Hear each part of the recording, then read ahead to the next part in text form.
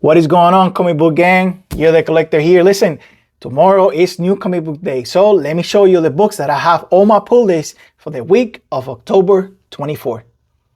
Let's get into it. Starting off with Action Comics 1057. In the last issue, we saw the first appearance of a character called Nora Stone. Who is this character? Does she know that Clark Kent is Superman? We kind of got a hint that she does. So I'm very excited to see where this story is going. Next up, we got Alan Scott, the Green Lantern #1. Listen, DC is having a renaissance with the Golden Age characters, and the third solo installment is Alan Scott. I will make a preview video based on the previews that were released before, so I don't spoil anything for you guys, but I am very excited with what's going on with the JSA characters this year. Next, we got Batman / Catwoman, the Gotham War, Red Hood #2. In issue #1, we saw what are the actual motivations of Jason Todd, why he injected himself between Catwoman and Batman, and surprise, surprise, it's all about the Joker. Let's see what happens in this issue. Next up, we have Harley Quinn issue 33. Listen, it's here. It's been here. It looks like it's going to stay. Harley Quinn is a multiversal character / police officer that works for Lady Quark. And for what it looks on the cover, she appears to be going back to where it all started, Earth 26, the Earth of Captain Carrot. You know, Superman's hero. Let's see what is in store. Tini Howard and Sweeney Boo are doing an amazing job, telling a multiversal story, which is never easy.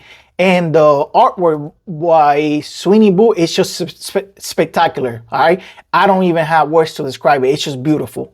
Next up, we have Penguin issue #3. If you don't know what's been going on with Penguin, he faked his death during the fail-safe story arc in the Batman book. And this story written by Tom King has been telling us what he has been up to since leaving Gotham City. Steelworks issue #5. We got one more issue to go to complete this series. I gotta say, I never read a John Irons Steel book before, and I thoroughly enjoy this one, and I highly recommend it. While the super family is out there trying to, keep the world safe along with Metropolis, you have Irons and his family working to protect the city, not just as a hero, but as a businessman. You should actually give this book a chance. It's really good. Power Girl issue #2. Listen, she goes now by Paige. It is what it is. Let's just move on, okay, everybody? Space pirates invaded an auction party that she was hosting for an auction that was trying to fund her new legitimate business. These people don't know what they walked themselves into. They're about to face heavy, hard-hitting consequences from Power Girl. Looking forward to reading that. Unstoppable Doom Patrol #7, last issue of the series. I am not a big Doom Patrol guy, fan, reader. I'll be the first one to admit that. But I actually decided to give a try to a bunch of the Dawn of DC books. Doom Patrol was one of them, and I have not regretted it so far. This is an action-packed series. The art is phenomenal, and I highly recommend it. If you like Doom Patrol, I assure you, you will like this series.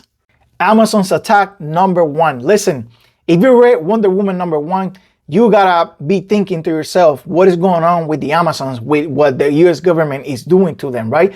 This is your answer, right? You have Faruka, you have Nubia, you have Wonder Girl, Yara Flor, Io, Silo, Philippus, and Mary Marvel. I get it, Mary Marvel is not technically an Amazonian, right? But the powers of Shazam that she carries come from Amazon goddesses. Now you know. And finally, from DC, the most anticipated comic for this week is Wonder Woman #2. Whether people are gonna read it just to shit all over it, or they are generally interested, this is gonna be the best-selling comic from this week, hands down. We saw what happened in issue #1. The US turned on the Amazons based on the action of one single Amazon woman. And now we're gonna see what is Wonder Woman gonna do about it. I really like the cover. It's giving me Wonder Woman issue 152 by Adam Hughes vibes, but I actually like this version of Daniel St. Pierre even better. Speaking of covers, this week DC came out with a second printing of issue number 1 of the Wonder Woman book, and it's a foil variant by Jim Lee.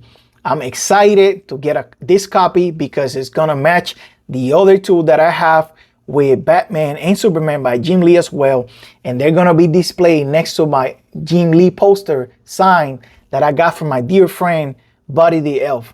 So that's it for the DC Comics this week. I'll make a following video with the other publishing books. Thank you for watching. Have a blessed day, and remember to read more comics.